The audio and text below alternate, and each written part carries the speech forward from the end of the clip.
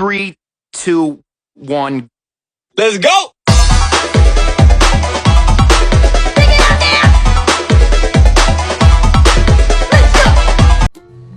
Assalamualaikum warahmatullahi wabarakatuh. Perkenalkan, saya Septri Erliana dengan nomor NPM A1I020079, program studi Pendidikan Guru Pendidikan Anak Usia Dini. Baiklah, terima kasih banyak kepada pihak penyelenggara telah mempercayai saya sebagai narasumber pada kelas parenting hari ini, yang mana kelas parenting hari ini akan membahas cegah stunting lewat parenting. Menjadi orang tua tentunya memiliki tanggung jawab yang besar. Salah satunya adalah memantau anak untuk tetap tumbuh dan berkembang secara optimal. Namun perjalanan dalam mendampingi tidak semudah itu. Ada saja masalah yang sering mengintai pertumbuhan seorang anak, misalnya gangguan nutrisi, penyakit infeksi, dan selain sebagainya. Berbicara mengenai masalah atau gangguan nutrisi pada anak, Indonesia masih merupakan salah satu negara yang memiliki angka yang cukup tinggi.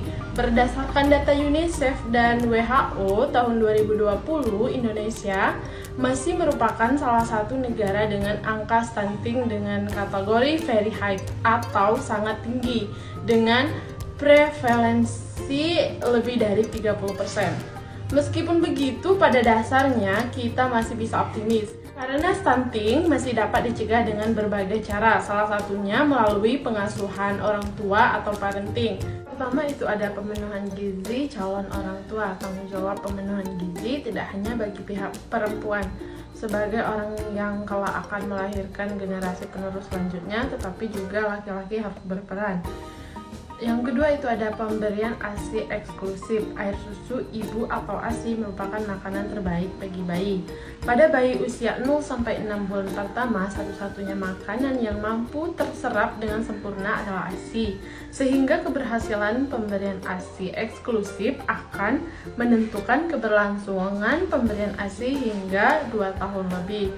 Pemberian ASI eksklusif mendorong bayi untuk tumbuh optimal karena sejatinya menyusui bayi tidak hanya memberikan makanan, tetapi juga mentransfer antibodi sebagai bentuk perlindungan terhadap infeksi. Seperti yang kita ketahui, infeksi yang berulang pada anak dapat mengakibatkan tubuh tidak optimal dalam pertumbuhan karena asupan yang masuk hanya cukup untuk melakukan pemulihan diri pada anak. Selanjutnya itu ada pemberian empasi berkualitas. Tidak hanya sehat, makanan pendamping ASI juga harus berkualitas, pada gizi, dan tentunya diberikan dengan syarat seperti tepat waktu pemberian, aman dari bahan berbahaya, dan diberikan secara responsif. Selanjutnya itu adalah perilaku hidup bersih dan sehat. Pentingnya pencegahan penyakit melalui perilaku hidup bersih dan sehat selayaknya diterapkan di setiap keluarga. Jika seorang anak sering terpapar dengan penyakit, maka asupan gizi yang diterima hanya cukup melakukan recovery, tetapi kurang mencukupi untuk pertumbuhan yang optimal dan grafik pertumbuhan mengarah ke gagal tumbuh atau growth faltering sebagai tanda awal dari stunting. Selanjutnya, pantau tumbuh kembang anak. Pertumbuhan anak yang optimal tentu akan mempengaruhi perkembangan anak yang optimal juga. Itu artinya orang tua dituntut untuk terus peka terhadap tumbuh kembang anak dan memahami apa saja pencapaian anak terhadap fase kehidupan atau hidupnya, seperti kapan seorang anak dapat berjalan sendiri, berbicara, memakai baju sendiri, dan sebagainya. Selanjutnya itu imunisasi. Banyak bukti yang menyebutkan bahwa beberapa penyakit yang sebelumnya menjadi wabah hilang dengan vaksinisasi. Sehingga pemberian imunisasi dapat mencegah terjadinya penyakit dan melatih antibodi bayi agar kebal terhadap penyakit. Selanjutnya itu peran dan pengasuhan ayah.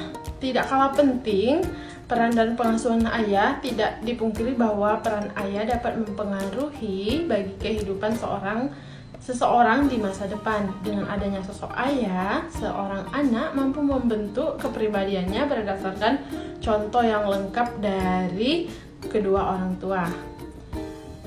Selanjutnya, temukan cara pengasuhan versi kita.